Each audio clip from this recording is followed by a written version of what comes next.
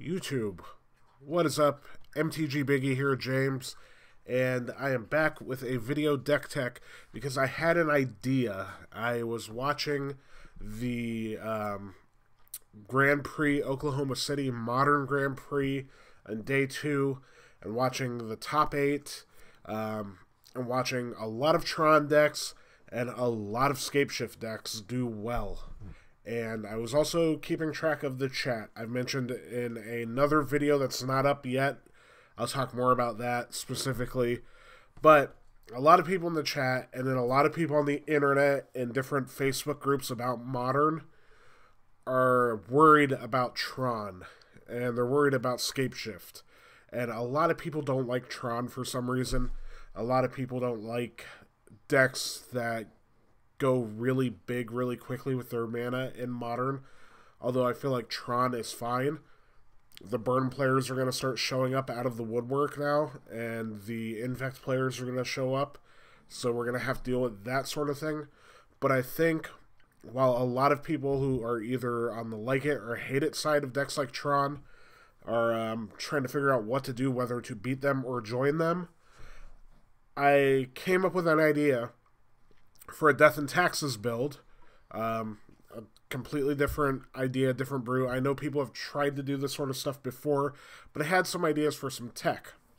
This deck also kind of has a little bit of theory brewing about the humans matchup, which I know that humans is kind of breaking out everywhere also. My local meta, nobody's playing humans because I'm the dude that would play humans in my local meta. But I'm still on Death and Taxes mostly because I don't feel like putting together humans. As much as I want to cast Mantis Riders and stuff, I don't feel like buying all the humans, like weird uncommons and commons and random like bulk rares that are in that deck that I don't own already. So I don't feel like tracking all that stuff down, so I'm just sticking with some sort of Death and Taxes build. And this is a list that I came up with. Now, before I get into it, I'm going to shout out the YouTube channel Death and Cat Mix. I just started talking to that dude. He's a big Death and Taxes player in Modern, and he had some tech for the humans matchup, which is Tectonic Honor Guard, which is really, really bad on paper in Death and Taxes because we rely so much on Enter the Battlefield triggers.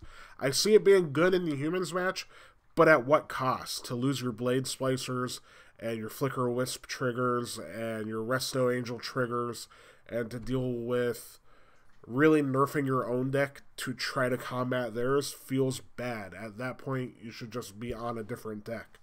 So I have some different tech for that matchup, and I had mentioned to him, and I wasn't going to make this video yet. I wanted to test more, but this is sort of the first draft brew of the theory crafting, and I have this deck built to have a lot of play against Tron, a lot of play against Scapeshift, and hopefully enough play against humans to be reasonable, and then all the other good matchups for Death and Taxes. So here we go. It's red in Taxes. It is basically mono white Death and Taxes with a small splash of red. And the one obvious card that everybody knows I'll get to, but we'll go over the mana base. We're on 2 Inspiring Vantage, a Sacred Foundry, 4 Battlefield Forges. Those are our red sources outside of Cavern of Souls. We're not playing any Eldrazi colorless matters stuff. So I know when you see Pain Lands, you think there's going to be Displacers or Thought-Knot Seers or stuff like that, and you certainly could probably fit Eldrazi Displacer in this list, and it may be pretty good. I didn't want to go that route because the splash cards, and you'll see why, but I did want untapped red and white sources on turn 1. There's no red turn 1 cards, but I don't want to have to try to have awkward mana on like turn 3 or 4. That's why we're only on 2 Inspiring Vantage, which is clearly the better land, but will come in tap some percentage of the time as well. And then Sacred Foundry, I didn't want to overkill us in Pain or in Shocklands because we're not running fetches because we have Cat Jesus, Leonin Arbiter, here to hopefully wreck everybody's mana playing Tron. So then we have a total of 7 planes, 4 Tech Edge, 4 Ghost Quarter. You can also play some number of Field of Ruin. I was going to trim a Tech Edge for 1 Field of Ruin. I thought about adding one in addition to the 8 Ghost Quarter Tech Edge Wasteland effects that we have, but I didn't want to dilute our mana too hard because we are now splashing a color. So we have General Death and Taxes stuff, Thraben Inspectors ×4, Thalia, Guardian of Thraben ×4, Cat Jesus ×4. We're on 3 Blade Splicers and a Thalia, Heretic Cathar, and this is tech piece number 1 for the humans match. Try to slow down their dudes, have their dudes come in tapped. Mantis Rider is much less scary when it doesn't have haste effectively. Just a one-of, because this card can be dirtily. Then we have 4 Flickerwisp, a couple Mirran Crusaders, our Vials, and our Path to Exile. The red splash comes here. Magus of the Moon. It's basically Blood Moon on a stick. I know people have tried to splash this before in Modern, but we have Scapeshift coming up.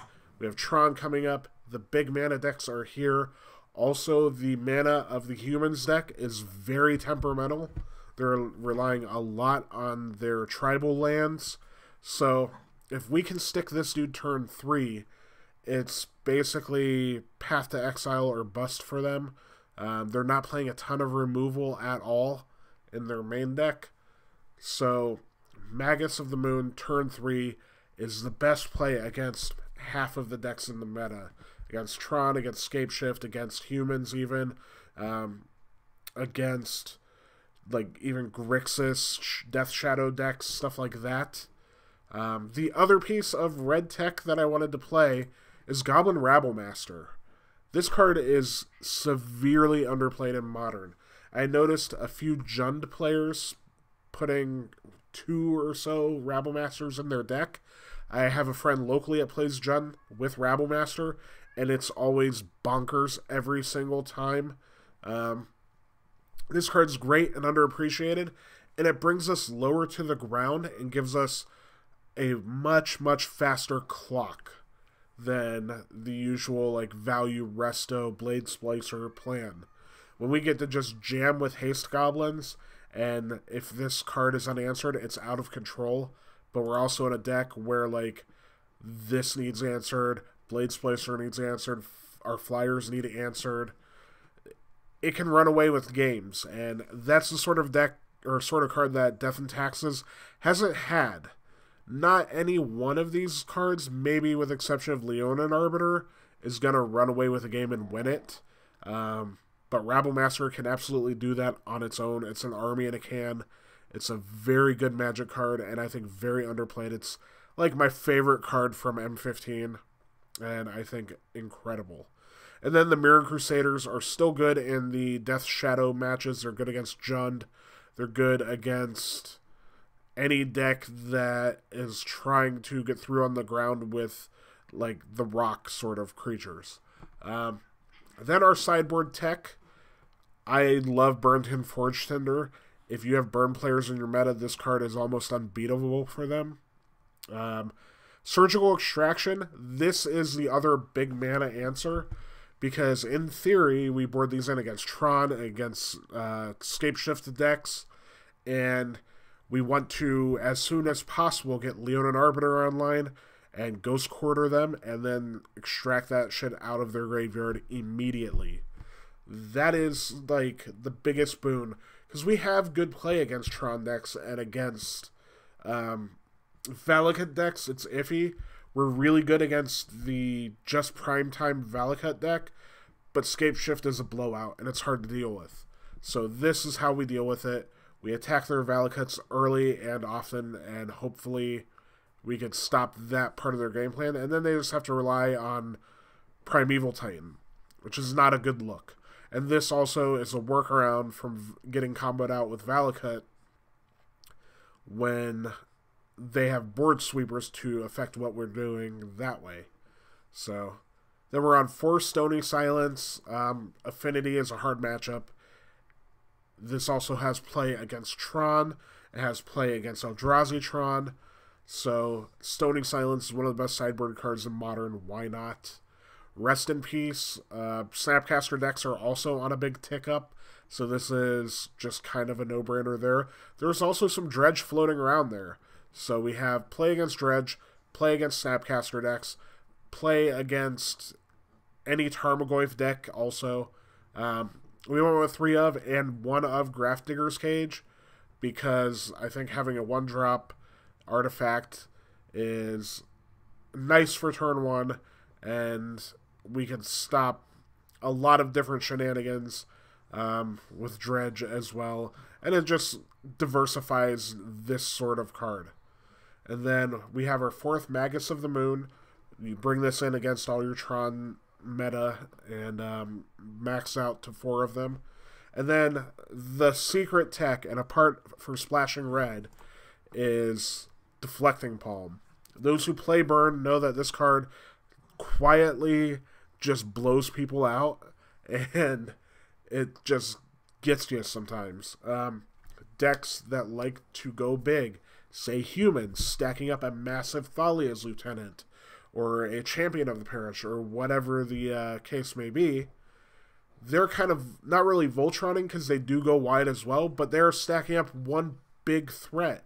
And if we can kind of stay even in the race with our Rabblemaster, with our Flyers, and we can kind of keep our life totals similar, and they just swing in with the biggest dude because that's the best game plan. If they're trading back and forth on the ground, they could just always swing in and have this like giant creature that acts like a copy of the Abyss on the battlefield effectively because you have to block it. Well, they could swing in with it, and you could just blow them out and prevent that damage and hit them for 8, 9, 10, 11, however big their lieutenant is or whatever. So this was the tech. Deflecting Palm, Rabblemaster, Magus. It's also worth mentioning if you have Boggles players in your local meta, if you have even Tron players playing Ulamog, like they can swing with an Ulamog and they can exile 20 of your library, but you can make them take 10, and there's nothing that deck can do about it. People will not see this card coming out of a Thalia deck. I guarantee it. Maybe now because of this video, maybe if this catches on or something like that, it'll become like the secret's out sort of tech, and then not be as effective because people will play around it. But even if you're forcing people to play around it, it's got to be pretty good in that case. So that is the tech. It is a basic Death and Taxes list. You'll see that we've trimmed Resto completely, and that's kind of sad. And we had to cut down to 3 splicers. But I think Rabblemaster, having that super aggressive clock that it provides us, it's totally worth it. And we don't want to play Blood Moons next to Thalia's, but Blood Moon on a dude next to Thalia is great. That is the deck. I hope you guys have enjoyed it. I also coincidentally have a blue-white taxes list that I'm playing around with, mostly because a player in a Facebook group on about Modern or whatever was talking about a blue-white taxes build. They had a list that was really kind of all over the place, so I tried to come up with an idea to try to help them clean it up a bit. I'm gonna keep that list and maybe do something with it. The big surprise, which is no big surprise, is it's a bunch of Reflector Mages, Meddling Mages, and Spell Quellers in the deck. But I'll make a concise list and test it and see if it's actually worthwhile. This, I think I'm on to something. I could be wrong. I know we're sacrificing a little bit of the mono-white consistency, but we have some super powerful effects here, some powerful cards. And we have more options, too. There's some stuff that could go in this deck that I left out.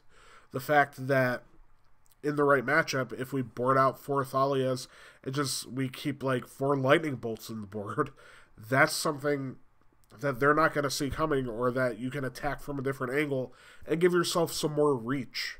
And things like Skullcrack or various good red sideboard cards like we have access to now, because we can pretty reliably cast them with 7 solid red sources, and then the Cavern of Souls for our red creatures. I don't think it dilutes the mana too bad, just to have the splash and have it free. We're going to take some pain off our lands, but we're going to be closing the game out a lot quicker, hopefully. So that's it, guys. Let me know what you think, anything you would adjust or change, or anything that you would include in a red list. Keep in mind, double red cards are probably a no-go, so we're going to want to avoid that. But that's what I've got so far. Check out a couple of my other videos down below, and subscribe, let me know what you think, and I look forward to hearing from you guys soon.